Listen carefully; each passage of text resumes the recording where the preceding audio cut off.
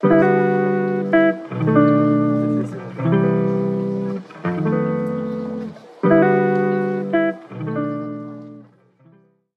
그다음에 여기가 이제 여러분께서 가장 중요한 형태로 알아두실 내용인 거고, 여기 우리 뭐 하는 거다? 네, 이거 하는 거죠. 우리가 해상도라고 하는 거가 어떤 공정 변수도 있는데 뭐죠? 광원, 그다음에 개구수라고 해주는 형태, 개구수, 곧 렌즈 크기로부터 얘기해요. 방울의 파장이라고 하는 광원, 짧아지는 거죠.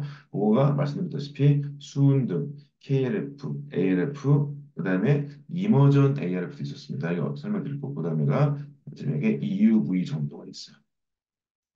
예, 볼게요. 이때가 실제로 제품이 됐던 연도가 있어요. 이때 정도가 1990년대, 그 공정의 반도체 어떤 양산의 초기죠. 그때쯤만 하더라도 보통 뭐 6인치 웨이퍼 쓸 때입니다. 이때는 이제 8인치 웨이퍼가 들어가 있을 때예요. 이때부터 이제 12인치 웨이퍼 들어갔을 텐데, 그래서 이때부터 해가지고 예, 요 장비들이 막 나왔었어요. 그래서 이건 뭐냐? 1990년대까지만 하더라도 수은등이라고 하는 걸 쓰게 되면은 걔네의 파장, 그러니까 얘네 이거죠, 얘가 파장이죠. 근데 그때 해상도라고 하는 게 실험적으로 해봤더니 365나노 정도 됐는데 300나노 정도가 해상도 한개 있었으니까 L이 300이고 파장이 365였어요. 이 정도는 실험값으로 됐었고 KRF가 이렇게 돼서 얘가 파장이 248 정도 있었어요. 근데 그때 이런저런 것들의 장비가 개선이 많이 돼서 해상도가 100나노까지 줄었어요. 네, 그러니까 여기서 뭔가 뭐 렌즈 크기를 크게 했다든지 뭔가 요소가 있겠죠. 요게 그때 1995년에 있었고 이때쯤에 제품의 디자인은 거 제품의 해상도예요. 그때 요구되는 요 값이 보통 이때쯤에 한 200나노 정도 됐습니다. 네, 네, 200나노 정도 됐었고 그 다음에가 가시게 되면 그 다음에가 어떻게 되냐 얘네들이 ARF라고 하는 파장이 나요. 요게 이제 이때 여기까지가 지금 뭐냐 뭐 세메스뿐만 아니라 니콘과 캐논도 다 여기에 있어요. 물론 뭐 얼마 전 기사 보신 거죠? 니콘과 캐논 장비도 모은다. 특히 캐논이었나? 나노 임프린팅 해가지고 예, 자기는 레이저로 그어가지고 하겠다. 근데 이것들은 만만치가 않다는 거 만들기는. 하여튼 그렇게 여기서부터가 바로 ASM의 독식입니다. 네, 지금. 네. 됐는데 ALF라고 하는 건 뭐냐? 아르곤하고 플로린 그거를 결합시켜서 나오는 파장을 모아서 광원을 쓰는 건데 얘네가 파장이 45나노인데 그때 해상도 한계를 40 아니 죄송 193나노인데 그래서 193이라고 많이 193나노 그다음에 얘가 45나노 네, 45나노까지 되죠. 근데 그때 제품의 크기는 2003년도 때 보통 한 80나노 잡았어요. 네, 2003년도 때. 네, 2003년도. 그다음에 2003년도 80나노, 그다음에 D68, D56만 이렇게 됐었거든요. 이게 반도체 제품에 삼성에서 썼던 D램인데 이때 2003년, 2004년, 2005년 뭐 이렇습니다. 이렇게 돼 있습니다. 개발 기준으로 봤을 때 이렇게 됐어요. 그러다가 이제 계속적으로 뭐하죠? 우리가 반도체 제품의 해상도가 계속적으로 줄어들죠. 어떤 일이 일어나냐? 얘가 한 48나노, 그다음에 42나노, 그다음에 35나노, 28나노, 22나노 쭉 갔어요. 이 연도가 몇 정도 되냐? 써있죠, 여기. 얘가 보통 2006년도 잡고 얘가 보통 2015 정도 잡아요. 그다음에가 예, 그다음에 D1X가 나왔어요. 이게 2017년도인데 이게 18나노. D1Y가 나왔어요. 이게 16나노인데 얘가 어느냐? 이게 2019년. 네, 이걸 왜 말씀드리냐? 보시면 EUV 장비는요. EUV 장비는 2019년도에 실제로 양산이 돼요. 네, 처음에 삼성전자에 연구소 있을 때 제가 준이었던데 2008년도에 1,100억짜리 EUV 장비 초기 모델 딱 들어옵니다. 근데 얘가 그래서 장비를 웨이퍼를 한 장도 진행을 못 시켜요. 그때는 이제 연구소 타입이 되어 있는 프로타입의 광원기가 들어왔고 근데 광원기가 들어왔는데 웨이퍼 한 장도 진행을 못 시켰어요. 네, 이유는 설명드리겠지만, 바로 설명드리겠지만, 이런 이유 생겼어요. 그래서 실제로 11년 정도 막 진행하다가 2019년에 돼서야 애가 드디어 10나노대를 찍게 됐습니다. 네, 그래서 여기 보시면 얘가 13나노, 13.5나노 정도가 광원의 파장인데 13나노 찍을 수 있어요. 이때가 뭐 10, 16나노, 15나노 정도, 이때 제품이 15나노 정도 값습니다. 이게 D1Y 정도. 여러분 어저께 얘기했죠? 뭐 지금 3나노, 2나노 다 뻥이라고 얘기했죠? 그거는 이제 중요한 얘기 단어가 아니고 실사이즈로 됩니다. 그러면은 의문이 있는 거죠. 그러면은 ARF가 있고 여기에 이머전이라고 해서 이머전. 이머전은 뭐냐면요. 여기 K 람다 NA일 때 이 K 값을 바꾼 겁니다. 어떻게 바꾸냐? 대표적으로 뭐 한 거냐면 웨이퍼가 이렇게 있을 때 PR이 있게 있고 렌즈가 이만큼 있을 렌즈가 있고 빛이 투가 돼가지고 이렇게 꺾여 들어가는데 그 들어가는데 뭐 한다? 이게 원래 에어일 때가 있는데 에어를 안 쓰고 여기다가 물을 확 부어요. 네, 물을 부으면 어떻게 되죠? 얘가 매질의 책임이죠. 그래서 어떻게 된다? 매질 때문에 빛이 꺾여 들어가요. 이렇게. 그래서 얘 때문에 마진이 좋아집니다. 네, 요거를 우리가 뭐라고 하냐? 특히 이머전이라고 얘기해요. 이머전. 물에 적신다라고 해서. 네, 이머전 장비가 굉장히 또 인기 많았죠. 네, 네. 요게가 어떻게 했냐? 이게 같은 광원인데 공정 변수가 해결돼서 38나노 정도까지 찍을 수 있어요. 그때. 그럼 여기서 보시면 여러분 어떻게 돼요? 38나노 여기까지 찍을 수 있어. 이게 보통 한 2009년 정도 잡아요. 근데 2000 여기서부터 여기까지 어떻게 하지? 그렇죠? 그래서 35부터 18나노까지 어떻게 찍지? 왜냐면 말씀드렸다시피 여기 해상도 한계가 38인데 다음에 35는 못 찍는 거잖아요. 그렇죠? 그거보다 얘보다 작은 값은 못 찍어요. 네, 유의값 찍을 수 있는데 그럼 여기는 어떻게 했냐 대체 이거는 공정개발 한 건데 네, 이게 뭐냐면 여러분도 들어보면 알겠지만 이게 요 장비에 포토 장비에다가 공정을 복합해서 했던 바로 더블 패터닝 테크놀로지라고 하는 게 이제 네, 이건 이제 뒤에 설명드릴 거예요. 예, 그래서 요거를 EUV가 양산되기 전까지는 ARF 장비를 활용해서 더블 패터닝 테크놀로지라고 하는 독특한 형태의 복합 공정을 통해서 진행했었습니다. 이건 이제 뒤에 설명드릴게요. 예, 그 영역은 있고 EUV.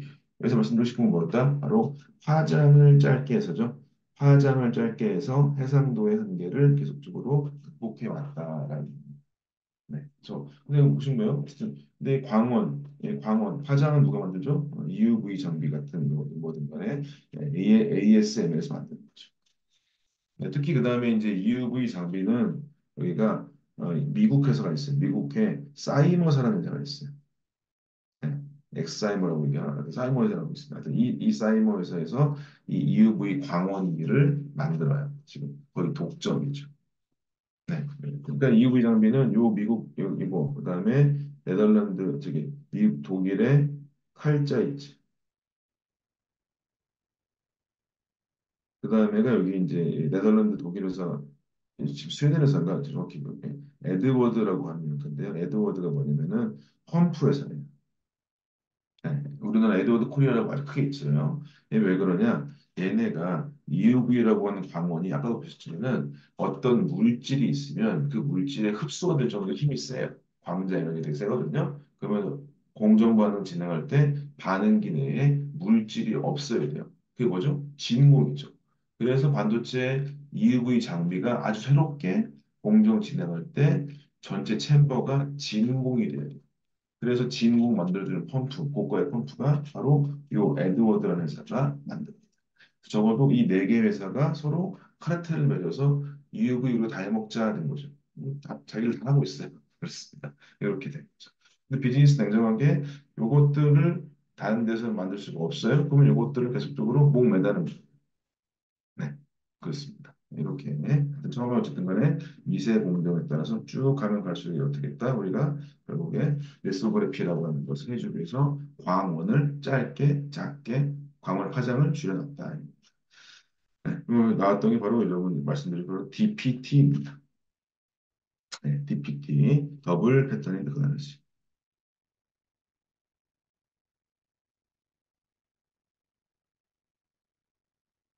이거는요, 보시게 되면 뭐가 돼 있냐? 바로 포토 공정뿐만 아니라 포토 공정, 그다음에 드라이 애치 공정, 그다음에 CVD의 진짜로 말씀드린 ALD라는 공정을 통해서 이걸 다 섞어가지고 뭔가 공정, 포토 마진을 확 벌어들였어요. 뭔지 확인해 볼게요. 우리가 지금 대표적으로 증창, 노광, 식광, 증창 배웠으니까 보도록 하겠습니다.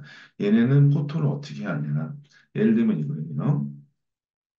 보시게 되면은 우리가 포통할 때 어떻게 하죠? 원래 이렇게 한 다음에 PR 이렇게 있으면 얘네가 거리 같죠? 이렇게. 동일한 거리 해가지고 이렇게 녹아가잖아요. 근데 여기는 어떻게 녹아가냐? 녹ам을 이 타겟이 만약에 예를 들어서 얘가 18나노 타겟이었어요. 18나노 지금 녹음 못하죠. 우리가 38나노까지 할 수가 있으니까. 이 18나노 녹음을 못해. 그러면 어떻게 하냐? 얘네의 3배 크기 맞으면은 54나노를 녹음해요. 54나노는 38보다 크니까 녹음에 문제 없죠. 그렇죠. 그러면 얘네가 포토마스크 이렇게 만들어요. 이렇게 만들어서 여기를 녹아가는 게 아니라 여기 남아야 될 부분 여기를 녹아시켜요. 여기 부분. 그러면 얘네가 여기만큼이 녹음됐지 이만큼. 얘가 얘네 크기가 54인 거예요. 이해됐어요? 네, 3배를 녹음시킨다. 써있죠. 타겟의 3배를 포토한다. 네. 그다음에 이거는 뭐죠? 이거 엣지라고 돼 있긴 하죠. 디벨롭먼트 진행한 거죠.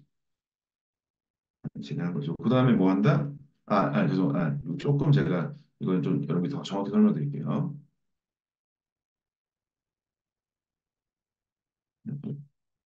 엣지가 틀리지 않는데 왜 엣지를 말씀드렸냐면은 지금 같은 경우 반도체 공정을 진행할 때 공정상 어려워요. 요거 이 막질 있는 거는요. 정확히 설명드리려고 한 건데 이것은 지금 반도체 엣지 공정이 어려워져 가지고 마스크를 많이 쓰니까 여기서 이만큼 내리는 건 제가 좀 이따 아예 엣지 설명을 드릴게요. 요거는 뭐냐면은 이걸 그대로 깎게 되면은 얘가 요만큼이 안 나오죠.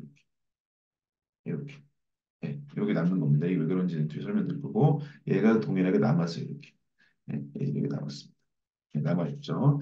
남아있는 상태에서 여기다 뭘 하냐? 보시면 여기다 스페이스 옥사이드 ALD라고 하는 공정을 해요. 그 무슨 얘기냐? 여기 있는 카본 물질이 있는 상태에서 여기에다가 이렇게 둘러가지고 스페이스 옥사이드를 얼마나 넣은 거냐? 얘가 118나노에서 180롱을 쭉 진행해요. 그럼 얘가 요 두께도 180, 여기도 180, 여기도 다 180입니다. 네, 그래서 쭉 발라줘요. ALD 공정이라고 하는 게 이 모양 그대로 다 잘 발라집니다. 발라줘요. 그 다음에가 뭐 한다? 바로 이 옥사이드를 애칭을 진행합니다. 네, 옥사이드를 애칭을 진행을 해요. 그럼 옥사이드 애칭한다? 그러면 얘가 그대로 깎이는데 여기가 좀 중요하죠. 보시면 얘 깎일 때 얘가 180 깎이게 얘는 깎이죠. 얘만큼 깎여요. 그다음에 여기 위에도 여기 윗부분이 180이에요. 그래서 얘 180이 깎여요. 그쵸? 여기 위에가 뚜껑이 날아가는 얘기예요. 180 깎여요. 이만큼 여기도 180이에요. 그 옆에 귀퉁이하고 위에 뚜껑이 다 날아가 버리죠. 이해되세요? H는 그대로 내려갑니다. 그래서 남게 되면 이렇게 남니다.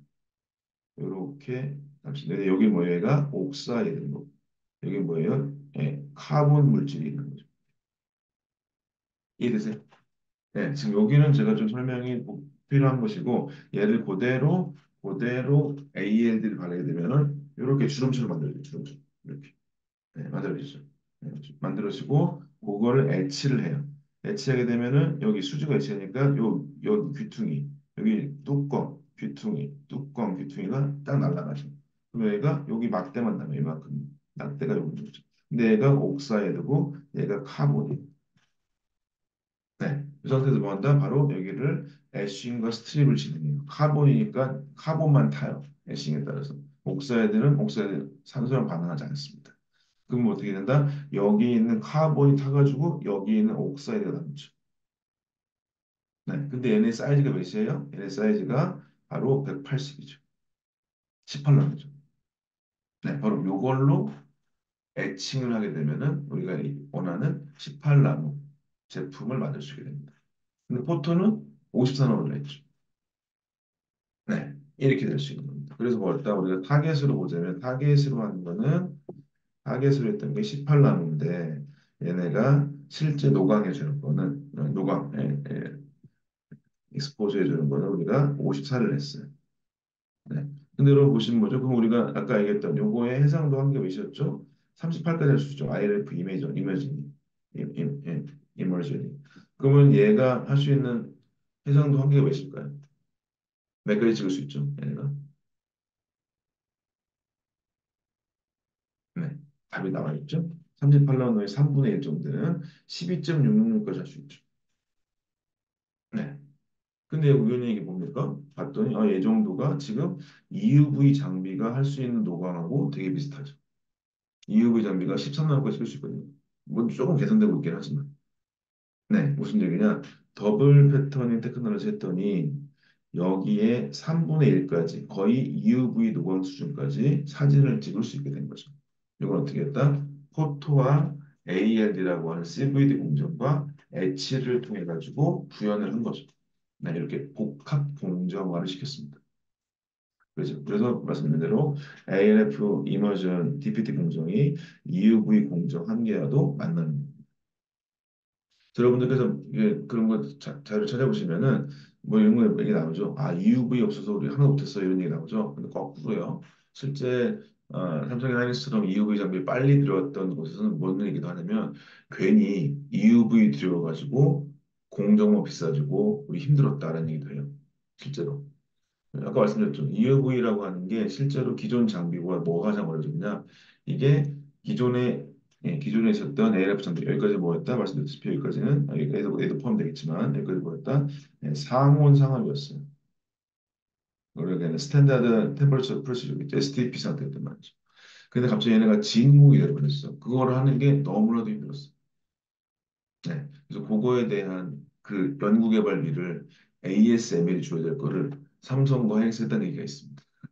그래서 그거에 대한 트라이앤 에러가 굉장히 많아서 물론 노하우가 많이 생겼죠. 그래서 여러분들 찾아보시면요. 지금 우리가 반도체에서 지금 예를 들어 D1, X, Y, Z 있었죠. A, B, C 있는데 지금 얘기가 뭐가 있냐? 지금 현재 이 D1B 혹은 뭐 저기 마이크론 베타라고 있는데 여기까지 마이크론이 얘네가 12.7나노예요. 보통 얘네 할 때까지 뭐 한다? 예, EUV 안 썼어요. 마이크론. 네, 마이크론은 EUV 없이 공정을 진행을 했었어요. 실제로. 네, 그걸 포토마스 같은 거 확인하고 나오거든요. 네, 이렇게 나옵니다. 네. 왜 가능했다? 이레소그래피 한계라고 하는 게 있을 때 다른 공정과 연계해서 DPT도 할 수 있고 여러분 궁금하시면요 여기 요거 유사한 게 LEL이라고 있어요. 그러니까 리소그래피 H, 리소그래피 H라고 있습니다. 이거 뭐냐면은 동일해요. 이렇게 막 쌓아놔요. 쌓아놓은 다음에 여기에다가 포토할 때 여기만 남기게 포토를 해요. 이렇게. 그럼 요거 조금 남겠죠. 요거를 하나 더 만드는 거예요. 네, 그러면 조금 노광을 더 많이 하니까 남아있는 애들로 애칠하는 거예요. 그래도 되는 게 LEL이라고 하는 게 또 있어요. 하여튼 뭐 그런 건 참고로 말씀드리고 대표적으로 DPT가 좀 안정적이어서 그다음 공부는 더 단순해서 이쪽 많이 합니다. 네, 그래서 이런 형태의 더블 패터닝 테크놀로지로 그간의 EUV가 셋업이 안 됐을 때 했던 거에 공정 개발을 진행을 한 겁니다. 네, 그렇죠. 네, 이렇게 얘기할 수 있을 것 같아요. 이해되셔요, 이 정도? 네, 이런 형태가 있다. 그래서 여러분 이때쯤에 막 증권사 레포트 보면요, 2012년 왔다 갔다 합니다. 이때쯤에 보시면 ALD 그러니까 EUV 공정이 실제로 만들었으니까 추가적으로 뭐가 들어가야 돼요? 애처가 들어가야 돼요. 애처. 애치 장비하고 CVD 장비에 투자하십시오라고 하는 레포트가 있어요. 증권사 레포트가. 이거 틀린 얘기는 아니죠. 네, 그렇습니다. 네. 그래서 요거에 ALD 공정에 수혜 받은 게 예를 들면 원익 같은 경우가 많이 받았어요. 네, 이렇게 참고로 그래서 이런 정도까지 지금 진행을 한다라고 얘기할 수 있을 것 같습니다. 네, 보시게 되면 그래서 이제 이것도 여러분께서 알 수 있겠죠. 뭐를 또 충고를 할 수 있냐면 네, DM 주신 분이 있을 때 답변을 드릴게요. 하여튼 그거 보시면 뭐가 있냐면 요거를 진행할 때 여러분께서 알 수 있는 게 첫 번째로는 이게 꼭 아셔야 되는 게 우리가 얘기했죠. 40개 레이어를 하는데 지금 현재 가장 크리티컬한 레이어가 뭐냐 말씀드렸듯이 크리티컬한 게 그러니까 또 워드라인, 빅라인 이런 거 되게 크리티컬하겠죠. 그래서 지금 반도체에서도 삼성도 한 40개 레이 중에서 한 3개, 많으면 6개 정도까지만 EUV를 쓰고 나머지는 ALF를 주로 쓰고 그 다음에가 또 나머지 뭐겠어요? 백엔드 위쪽이겠죠. 당연히 여전히 KRF 써요. KRF 누구 걸 쓰겠습니까? 세미스크 쓰려고 하겠죠. 네, 이렇게 그런 것들을 볼 수 있을 것 같습니다. 그래서 여전히 레이어들이 있는 상태고 그다음에 이제 마이크론도 이 상태에서 ALF DPT로만 진행할 수는 없으니까 현재 EUV 장비를 도입한다는 얘기가 있죠. 근데 그거에 대해서 트라이 앤 에러가 만만치가 않아요. 네, 이거를 만들어 만만치가 않습니다. 네, 이렇게 하는 데가 있다고 얘기를 드렸습니다. 네, 여기 이제 그 다음 게 뭐죠? 바로 여기에서 얘기하는 레졸루션이라고 적혀있을 때 뭐가 필요하다? KLA의 람다 있는데 이 광원에 대한 얘기 한 번 더 하는 겁니다. 해상도에서 왜 얘네가 광원이 중요하냐라고 하는 것이죠. 왜 그러냐? 이겁니다. 예를 들면 파장이 긴 게 있어요. 파장이 짧은 게 있습니다. 왜 파장 긴 게 왜 해상도에 불리하냐라고 하는 걸 얘기할 때 이겁니다. 그리고 어떠한 물체가 이렇게 있어요. 이 물체를 그리고 우리가 어떻게 하죠? 얘네를 반사시켜가지고 얘 물체를 보죠. 무슨 얘기냐? 반사된 파장을 볼 때 얘네가 파장이 이렇게 길었어요. 얘가 많이 길었어. 요거가 얘네가 반사돼서 볼 거잖아요. 그리고 우리가 봤었을 때는요, 이 물체의 두 개의 빛의 구분이 안 되죠. 파장이 길기 때문에. 그렇죠. 그러니까 무슨 얘기냐? 파장이 짧아져요. 이렇게 짧아져야 얘네가 단독인 거를 알아요. 네, 그래서 우리가 미세화가 되면 될수록에 얘네를 구분하려고 하게 되면 당연히 파장이 짧아지는 형태를 주로 쓸 수밖에 없다는 것을 말씀드릴 수가 있겠습니다. 그렇죠. 이렇게 되어 있습니다. 그래서 이런 것들 해상도 참고할 수 있겠고, 그다음에 뭐 있습니까? 이제 우리가 알아야 될 게 바로 NA를 봐야 돼요. 람다 NA. 네. NA 값을 보는 게 왜 그러냐? 보시게 되면 NA가 왜 중요해지냐? NA가 렌즈 크기를 렌즈 크기. 왜 렌즈 크기가 왜 중요하냐? 보시게 되면 우리가 반도체가 결론적으로 얘네가 계속적으로 미세화돼요. 미세화되게 되면 얘네가 50나노였다가 20나노 바뀌었어요. 그러면 여기 포토마스크 어떻게 되죠? 4배로 치는 뭐 200나노였다가 80나노 바뀌었죠. 그러면 얘네의 여기에 크기가 줄어들죠. 줄어듭니다. 그래서 여기가 얘네가 200나노일 때는 이렇게 소위 얘기하는 회전 간섭 현상이 이렇게 안 났었어. 네, 그런데 얘네 파장이 아니, 그러니까 패턴이 간격이 줄어들었어. 슬리직 줄어들었어. 그러면 얘네가 간섭 현상이 심해집니다. 그래서 원래 이렇게 해놓은 애들이 이렇게 하는 거죠. 그 어떻게 됩니까? 회전 현상이 심해지니까 이걸 다 받으려고 치면 렌즈 크기가 커져야 돼요. 말하자면 제품의 미세화하고 렌즈 크기라고 하는 게 계속적으로 미세화가 되면 될수록 렌즈 크기가 커져야겠죠. 왜냐하면 회전율 및 간섭 현상이 심해지니까. 네, 그래서 렌즈 크기를 키워야 됩니다. 네, 그래서 여기에는 렌즈 크기를 키운다라는 거죠.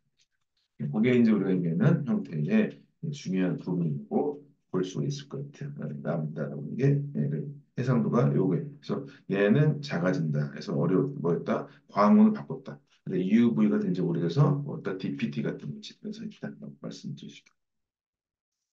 네, 근데 이것도 있습니다. 실제로 이제 얘네가 항상 발생되는데, 이 애가 해상도라고 하는 게 있고, DOF 마진이라고 하는 게 두 가지가 있어요.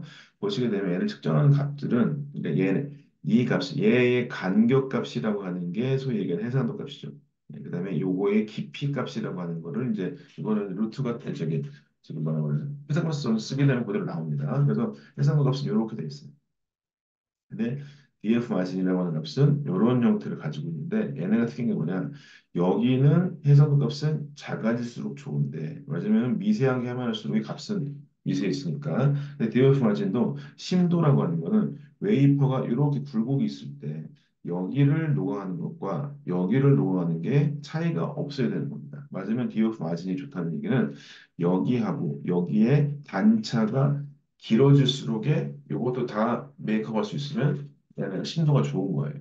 근데 얘네 심도도 얘는 좋아져야 되는데 얘네는 조금 다르더라도 거의 같은 같은 디멘전이죠. 무슨 얘기냐? 둘이 트레이드 오프라는 거예요. 네, 이런 얘기인 거죠. 얘네가 패턴이 이렇게 돼서 이렇게 얘네들이 보시게 되면은 얘네들이 작아졌어요. 얘네들이 아파트가 커졌어요. 그리고 디오파이드는 줄어들죠. 그죠? 그럼 얘네가 이렇게 되면 디오파이드는 이렇게 됐어요. 이번에 깊어졌어요. 그 마진이 깊어지게 되면 해상도가 마진이 깊어지게 되면 해상도가 안 좋아지죠. 이런 형태의 트레이드오프가 생기게 되어 있습니다. 요거는 어떻게 그래서 해결했냐? 결론적으로 보시면 DOF 마진은 뭐 한다? CMP 가격이라는 걸로 되어 있습니다. 네, 무슨 얘기야? 이 굴곡을 우리 공정에서 어떻게 할 수가 없다. 이 굴곡은 결국 어디에 생기냐? 우리가 얘기했다시피 증착 노광 시가 다시금 증착 연마할 때 이 연마 때문에 이러한 굴곡이 생기는 건데 이 굴곡에 대한 문제는 우리가 이거는 CMP로 평탄화할게요. 라고 해서 DOF 마진은 최대한도로 일단은 제품 개발함에 있어서 이 DOF 마진보다는 이 해상도를 최대한으로 높이는 방식으로 하겠다. DF까지는 얘네가 광역은 평탄화로 진행을 하고 근데 물론 공정할 때 여러분들 중요한 게 뭐냐면 이렇게 웨이퍼 있을 때 웨이퍼에 약간의 파티클만 뒤에 있어서 여기 딱 스테이션에 딱 도킹될 때 요것 때문에 요거 좀 올라가거든요. 요것 때문에도 DF 마진이 문제 생깁니다. 실제로 그래요. 그러면 이제 이런 거는 어떻게 계산을 해서 계산을 하냐? ASML 장비에서 이런 것들을 인위적으로 조정할 수 있도록 소프트웨어 같은 것도 있어요. 네, 그 다음에 이제 기본적으로 처리는 어떻게 하냐? 여기 백사이드 같은 게 파티클 같은 게 있어가지고 여기에 굴곡이 올라갔다. 이거를 없애기 위해서 백사이드 닦아주는 세정 공격도 많이 있어요. 네, 그래서 백사이드 파티클 같은 것도 굉장히 중요합니다. 그런 것들을 포함해서 아주 디오프마지는 지금 여기서 첫째로 하진 않는데 왜 실제로 얘네가 공정을 그 저기 반도체 포토 애들이 하게 되면은 샷을 막 찍잖아요. 막 찍어요. 찍게 되면 이게 나와요. 아 얘네는 이쪽으로 좀 이게 좀 안 좋은데 안 좋은데 그러니까 포커싱이 안 좋은 건데 찍혀요. 그럼 여기를 개선할 수 있도록 하는 게 소프트웨어적으로 개선한다든지 아니면 엔지니어들이 약간의 프로그램을 통해서 한 장을 찍어본다 그랬죠. 샘플을 찍어봐요. 샘플 부터 찍어봐요. 근데 여기서 디오프가 안 좋은 부분이 있어요. 그럼 그거를 좀 더 개선할 수 있도록 도어질량 같은 거 이거 좀 바꿔줘요. 하여튼 그래서 디오프 마진은 매뉴얼로 거의 컨트롤하거나 소프트웨어적으로 보완하는 정도로 하는 것이지 중요한 거는 바로 해상도가 중요하다고 볼 수 있을 것 같습니다. 이렇게 많이 진행합니다. 업계에서는. 네, 그런 것들이 어려운 이유가 뭐다? 네, 잠깐만요. 네, 그래서 답변 주시죠. 그게 어려운 이유보다 우리가 아다시피 빛의 회전 현상이 심해서 그렇다는 말씀드렸죠. 회전 현상 심하다. 할 수 있는 게 뭐가 있냐? 그래서 이거 회전 현상을 보완할 수 있는 것 중에 첫 번째가 뭐가 있냐? 보시는 것처럼 OPC라고 되어 있죠. 옵티컬 프록시머티 커렉션이라서 이거는 포토 마스크를 만들 때 달라진다. 네, 이거 특히 오피스 팀이 있어요. 오피스 팀에는 누가 있냐? 첫 번째 광학 담당한 물리학 전공자들이 있어요. 그다음에가 소프트웨어 개발자들이 있어요. 그다음에 여기 같이 되어 있는 뭐였냐면은 여기에 매스 전공자들이 있어요. 그래서 뭐 하냐? 광학의 수식을 만들어요. 그다음에 이거를 프로그래밍화합니다. 그래서 이걸 통해서 뭐 한다? 얘네가 원래 포토를 했더니 얘네가 정확히 D램에 80나노 때부터 이렇게 문제가 생겼는데 그래서 OPC 팀이 있어요. 포토 팀 안에. 네, 포토팀 안에. 그래서 뭐 한다? 포토 마스크를 만든 애들이 있는데 얘네들이 그대로 만들었더니 이쪽 부분 있죠. 여기 부분하고 그러니까 요거 긴 거 보더라도 이쪽 이 밀집이 되어 있는 덴시티가 있는 부분이랑 아닌 부분이 뭐예요? 포토 차이가 나죠. 왜 그렇다? 여기의 회전 현상이랑 여기 회전 현상이 다른 거예요. 네, 요거에 대해서 이제 계산하고 보완할 필요가 생겨버린 거죠. 여기도 보시면 원래 여기가 이렇게 남아야 되는데 얘네가 다 없어져 버렸죠. 왜냐면 모서리 쪽으로 빛의 익스포저, 그러니까 회전 간섭이 되게 심해가지고 네, 그래서 노출돼 버린 거죠. 그래서 어떻게 한다? 이거 단어 아실 필요까지는 없어요. 이렇게 OPC를 구해가지고 얘 좀 귀퉁이가 노출에 취약하니까 회전 간섭이 심하니까 얘 좀 키워놓고 그쵸? 그다음에 여기 얘를 좀 얇게 하고 두껍게 하고 이런 변형을 가해서 해주는 거가 OPC라고 얘기합니다. 이거는 뭐 한다? 우리가 반도체 공정에서 람다에서 K1이 있었죠. 람다의 개념할 때 요거에 대한 조정을 보시면 될 것 같아요. 공정 변수 요소. 그 요인들이 OPC가 있고 아까 얘기했다시피 매질 변경이 있고 뒤에 나오지만 PSM이라고 해서 마스크를 조금 더 바꿔주는 것들도 있고 이렇게 이런 것들이 공정 변수입니다. 근데 반도체 공정에서는요 PSM 같은 건 약간 좀 왜냐면 이게 바뀌기 너무 많아가지고 주로 많이 하는 거는 결국엔 뭐 한다? OPC는 많이 해줍니다. 그다음에 매질병론이 쓰고 있죠. 그다음에 대부분 뭐 한다? 광원의 파장과 이런 걸 통해서 진행하는 경우가 많습니다. 그래서 이렇게 OPC를 통해서 바꿔주고 OPC가 있어야 이런 귀퉁이가 있어야 여기 있는 이쪽에 CD가 안 맞죠 마진이 이렇게 해야 CD 마진이 맞는다고 볼 수가 있겠습니다.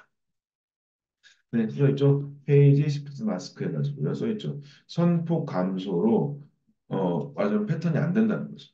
노출이 많이 되는 거죠. 그걸 해서 뭐 어떻게 된다. 원래는 얘네가 요 정도밖에 안 됐어요. 이렇게. 근데 얘네가 빛이 들어와가지고 보면은 얘네가 빛이 이렇게 겹쳐버려요. 파장이 크니까. 그래서 그럼 얘가 이렇게 되니까 구분이 안 돼버리죠. 노출이 다 돼버린 거죠. 그럼 어떻게 했다? 얘네를 막아요. 여기 막아. 반대로 해요. 반대로 녹음될 수, 아니, 이거 막는다기보다 여기는 반대로 녹음되게 돼요. 그러면 얘가 요게 하나가 있고 얘가 이렇게 되는 게 있죠. 그러면 얘가 계산해 보면 요렇게 이렇게 되죠. 얘네가 남으니까 남고 되죠. 요런 형태로 마스크에다가 다른 물질 같은 걸 넣어가지고 화형을 달리해 버리는 거죠. 마이너스 플러스 하는 거지. 뭐 이런 형태의 마스크 쓰는데 복잡하죠? 이런 것들은 아주 많이 쓰려고 하지는 않습니다. 최대한으로 기존 마스크에 오피시 정도 하는 것들이 많이 있긴 해요. 이렇게 해가지고 얘네의 파장의 성질을 반대로 하는 겁니다. 이렇게 보완하는 걸 써가지고 남게 해주는 게 우리가 PSM이 있습니다. 이거는 K라는 요소의 하나라고 볼 수 있을 것 같아요. 이렇게 하는 것들도 있다. 네, PPT 설명드렸죠? 설명해가지고 했던 거. 그래서 이런 것들은 여기가 앞에 앞장이 있으니까는 얘기했던 것들 한 번 더 설명하게 되면은 3배 노광을 3개 하게 되고 여기에 뭐 한다? ALD 옥사이드를 여기 타겟만큼 진행한다. 그렇죠? 진행한 다음에 여기다 etch를 한다. 300 옹스트롱을 etch한다. 여기 썼던 장비가 주로 원익 장비가 있고요. 많이 썼었고 대표적으로 렌 장비가 있습니다. 원익이 더 많이 썼어요. etch해주는 건 주로 항상 얘기하는 게 이쪽을 할 때는 램사 걸 많이 씁니다. 그다음에 써주는 게 이제 어플라이드 용 써주고 램사 좀 많이 합니다. 그다음에 애싱 장비는 이거 애싱이죠. 애싱 해주는 거는 PSK 장비 많이 써줘. 네, 써주고 그다음에 마지막으로 이걸 가지고 애치해주게 되면 패턴이 만들어진다는 거고 볼 수 있겠습니다. 이런 것들을 스페이스 옥사이드에 대해서 뭐가 있다 있습니다. 자, EUV 쪽에서 설명을 좀 드릴게요. 자, EUV는 했던 방식은 비슷한데 얘가 뭐가 달라진다? 바로 얘네의 광원이 달라지는 거죠. 광원이 달라져서 뭐가 달라지냐? 아까 보시면 뭐였었죠? 얘가 원래 이렇게 포토 마스크가 이렇게 있는 상태에서 그렇죠? 그럼 녹돼 있으면 얘네가 빛을 받아가지고 얘가 퍼져가지고 렌즈가 있어서 렌즈 투과한 다음에 웨이퍼로 이렇게 들어오는 거 있잖아요. 이렇게 들어오는 거예요. 패턴이 들어오는 거죠. 네, 이렇게 들어오는 건데 어떤 문제가 생기냐? 바로 얘기해봐요. 이게 포토 마스크를 투과하는 거죠. 렌즈를 투과하는 거죠. 네, 원래 ALF 같은 거나 이게 근데 UV가 뭐냐? 얘네 물질이 와가지고 처음에 뭐가 만나야 돼요? 포토 마스크를 만나야겠죠. 이거 렌즈죠. 포토 마스크를 만나서 얘가 투과해야 되는데 EUV가 특징이 뭐다? 바로 얘네가 어떤 입자가 물질이 생기면 여기 EUV의 광자죠. 비치긴 하지만 광자가 어떻게 된다? 이 물질에 흡수가 되고요. 그 정도로 에너지가 센 편이라서 뭐다? 전체적으로 뭐하는데 전체적으로 진공이에요. 그래서 에드워드 펌프 제일 비싼 펌프 있는데 그 펌프가 하나에 8억 정도 하는데 그거가 8개 달려있어요. 8개. 네, 그것만 해도 60억이 넘죠. 네, 그렇게 해서 지붕을 잡아요. 근데 결국엔 물질을 지나가야 돼요. 무슨 물질? 포토 마스크를 지나가야 되겠죠? 근데 포토 마스크를 투과하는 게 아니라 반사시켜야 돼요. 네, 그래서 아까 여기 나왔죠. 포토 마스크 이슈가 뭐였었어요? UV 들어와서 이게 반사되는데 그래서 얘네 맞아주기 위해서 뭐 한다? 몰리브덴 실리콘이라고 하는 반복을 해가지고 이렇게 만들어줍니다. 요거에 대한 물질을 다 줘야 돼요. 결국에 반사시켜줘야 돼요. 네, 반사. 그다음에 그 반사해서 하는데 얘네도 렌즈도 투과하는 거죠. 렌즈 투과하면 또 렌즈에 흡수돼 버렸죠. 그러니까 뭐다? 렌즈가 아니라 미러로 반사시켜줘야 돼요. 네, 그래서 크게 보자면 그중에는 ARF 장비였다가 이후 바뀌었어요. 뭐가 있다? 얘네는 뭘로 가고온다? 얘는 STP 상온상압인데 여기가 뭐다? 진공이라는 거죠. 그래서 저기서 뭘 쓴다? 펌프를 써야 돼. 근데 뭐 한다? 여기는 렌즈로 가공하는데 바로 미러로 가공해야 되죠. 왜 그렇다 근본적으로 EUV의 광원을 무조건 써야 돼. 써야 되는데 얘네가 진공이어야 돼. 그다음에 얘네가 반사를 해야 돼라고 하는 것 때문에 있는 것이고 바로 여기 포토 마스크라고 하는 것도 문제가 많이 생기죠. 고사합이 나옵니다. 그래서 이런 형태의 퍼스빌리티의 변경이 아주 오랫동안 됩니다. 지금도 실제로 여러분들이 EUV가 빛이 100이 들어오죠. 100이 들어오면요. 여기서 한 80 좀 넘어요. 왔다 갔다 하면요. 여기 들어오는 건요. 2%밖에 안 남습니다. 네, 다 날아가도. 근데 보고라도 해야 돼요. 그 정도로 뭐냐면 얘네가 처음 EUV 빛이죠, 얘네는요, 이 실제 빛은요, 철판을 뚫을 수 있어요. 철판을 뚫을 정도의 빛이 세요. 근데 그거 다 상쇄돼가지고 이 정도만 나오고 있어요. 하여튼 그래가지고 어쨌든 선폭을 향상시켜서 이렇게 파장 이 정도고 선폭 향상된다. 그다음에 여러분들 요즘에 인텔에 나온 설비가 뭐라고 하냐면 하이 NA 장비라고 있어요. 이거 뭐겠습니까? 람다에 있을 때, n에 있을 때 여기 나타나는데 요거를 증가시킨 거죠. 왜냐면 렌즈 같은 거에 변경한 거죠. 요 장비 한 대가 몇이에요? 지금 5천억짜리죠. 네, 말도 안 되는 장비가 있죠. 네, 이렇게. 네, 그런 것도 있고, 네, 그다음에가 여기 제가 혹시라도 왜 데이트 간다고 하지? 제가 다른 자료 보내드릴게요. 이걸 제가 보여드리도록 할게요. 네, 요거 말씀드렸다시피 멀티레이어가 있다라고. 그래서 요 이만큼 정도의 멀티레이어가 있어야 에어포트 마스크가 이렇게 반사가 되게 된다라고 말씀을 드렸고, 음, 그래서 제가 이거 영상 제가 그 보여드릴게요. 음, 지금 안 나오죠? 잠깐만요. 이건 제가 그 오후 시간에 말씀드리도록 하겠습니다. 몇 장이 안 나왔네요, 갑자기. 네, 여기 보시게 된다면 얘네가 같은 이 앞에가 뭐였냐면 반도체 그렇게까지 하기가 굉장히 어렵다라고 얘기할 수 있을 것 같아요. 어렵고 이게 뭐냐면 2019년에 실제 반도체 장비 EUV 장비 양산화 시켜놓고 넋두리 한 거예요. ASML에서 10년간 굉장히 긴 여행이었습니다. 그냥 망할 뻔했거든요. 예, 안 돼가지고. 예, 그거를 이제 설명하기 위해서 나온 내용들인데 요거 제가 여러분들 포통 공정 다시 설명드리면서 좀 진행하도록 하겠습니다. 여기 지금 그래서 13나노 이하 정도까지 가려고 하고 있고 하이 NA 장비 같은 경우는 요것의 통상적으로 절반에서 7.2나노까지 포토를 기대하고 있어요. 이거를 받아가지고 이제 어디야 인텔에서 한다고 하는데 만만치가 않습니다. 네, 이런 것들이 이제 해야 될 과제라고 볼 수 있을 것 같습니다. 네, 이렇게까지 하고 여러분들 이제 식사하러 가시면 될 것 같아요. 식사하시고 1시에 뵙도록 하겠습니다. 질문사항 있으면 알려주시고요. 네, 앞에 내용 좀 보완해서 다시 설명드리도록 할게요. 오전 수고하셨습니다. 감사합니다. 고맙습니다.